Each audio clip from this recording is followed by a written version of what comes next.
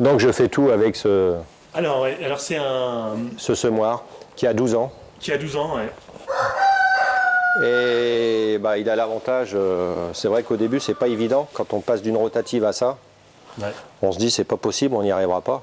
Mais il faut prendre le créneau, il faut que ça soit ressuyé, il faut que ça soit blanc en surface. Ou, c'est ce que je disais pour les cultures de printemps, bénéficier de la gelée pour semer en direct C'est-à-dire févrole. pour les févroles. Ouais. Parce que vos types de févroles. terre sont assez Très hétérogène, voilà, très hétérogènes. tendance argileuse. Un argile à 60-70%. Pour moi, labourable.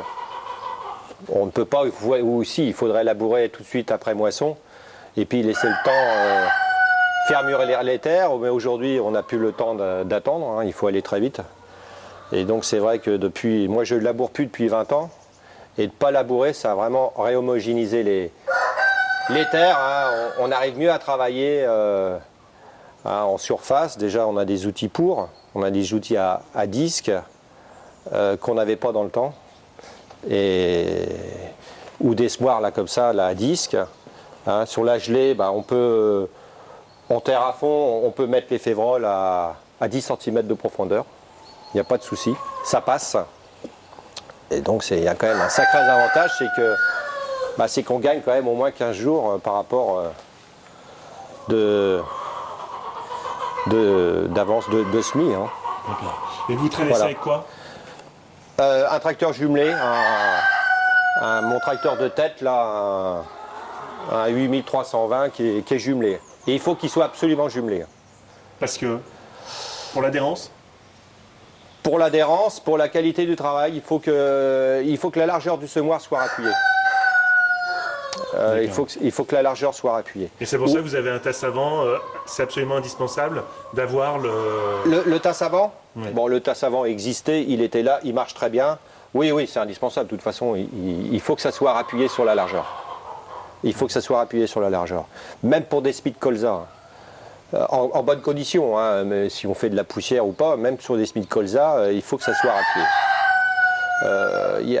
Parce que c'est vrai que j'ai déjà semé du colza avec l'autre tracteur qui est identique mais qui n'est pas jumelé, qui a les mêmes pneus mais non jumelés, des 710.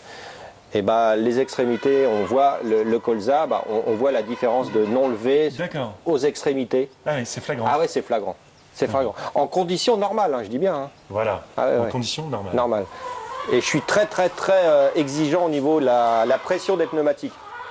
Par exemple, pour les Smith Blade, bah, je vais descendre à 400-500 grammes. J'ai pas de route, très peu de route, donc je me permets de descendre très bas.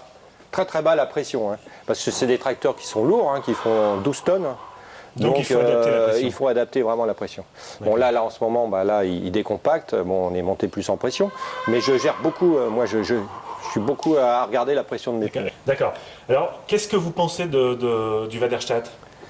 Alors c'est un très bon semoir, simple. Ce que je lui reproche moi, c'est le système DPA, là, la roue qui est dans la gerbe du Crover Crop. Mais ceci dit, ça c'est un vieux semoir, enfin un vieux semoir, vous allez rigoler, il a que 12 ans, c'est pas vieux. Mais les premiers Waderstadt mécaniques, la roue DPA est dans la gerbe du Crover Crop. Oui. Et donc la chaîne, elle est toujours en contact avec même s'il y a un bon carter, la terre elle arrive à s'enfiler sous le carter. Et je suis pénalisé mécaniquement, ça passe pas parce que bah, ça casse la chaîne, il y a de la terre qui se fout dans les pignons, je suis obligé de... Donc maximum, si je marche à 15 à l'heure, la chaîne elle tient pas. Elle tient pas. Donc je suis obligé de me faire pratiquement 2 chaînes par campagne. J'ai toujours une chaîne d'avance dans le tracteur. Hein. Et voilà. Et donc oui, c'est un peu le point faible du semoir. Le point faible du semoir, moi, c'est dommage, hein, parce que c'est une bêtise. Enfin bon, maintenant, c'est mis sur le côté. C'est mis sur le côté en mécanique, et en pneumatique, c'est un système laser. Ah, voilà. Bon. Ça, et puis pour les févroles, c'est extraordinaire, parce qu'on sème sur la gelée, on peut terrer au maximum, ça passe avec les disques. Ce qui passe pas, c'est que je suis à distribution à ergot. Et les petits ergots, là, les petits tétons cassent avec les févroles. Et je suis obligé de me faire un jeu tous les ans, donc 32 cannelures, enfin 32 ergots par an. Je vais vous montrer là derrière. Ouais. Donc d'ailleurs, ce jeu-là, il est neuf. Voilà, les petits tétons là, Ouais. là, ils tiennent pas, qui cassent. Il y a la févrole qui se met, qui entre tombe, deux. mais elle arrive à remonter, elle se coince là et ça casse le téton.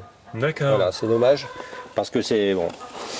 Donc je me fais un jeu tous les ans. Hein. Je finis ma campagne de févrole, j'ai pratiquement j'ai la moitié de téton Cassé. cassé. D'accord. Voilà. Alors c'est vrai que on a du mal à gérer vraiment la densité quand il n'y a plus. Enfin, Oui. c'est du pifo. Je dirais pas que c'est du pifomètre, mais pas loin. Alors bon, travailler dans des conditions comme ça, c'est pas. J'aime pas trop ça. J'ai pas. Bon, ça fait 5-6 ans que je le fais. Ça fait 5-6 ans que je fais des févroles, mais c'est pour ça que ce qui me fera opter à changer ce semoir-là, c'est la roue DPA. Je peux pas rouler vite. Enfin, je suis à 15 à l'heure. Pour moi, je voudrais rouler au moins à 20. Enfin, 18-20.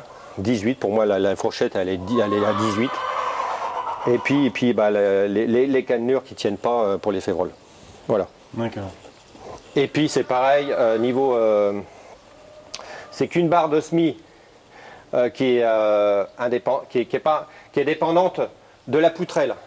Oui. Donc c'est-à-dire que si votre terrain il est bien nivelé, ça va, il n'y a pas trop de soucis. Et si vous avez une petite butte, des creux, bon bah le soc il va taper dans la butte. Hein. La graine elle sera, je sais pas, à 10 cm. Et puis là où il y aura un creux, la graine elle sera à 2 cm. Voilà. Et alors ce que je voudrais moi c'est avoir des socs derrière derrière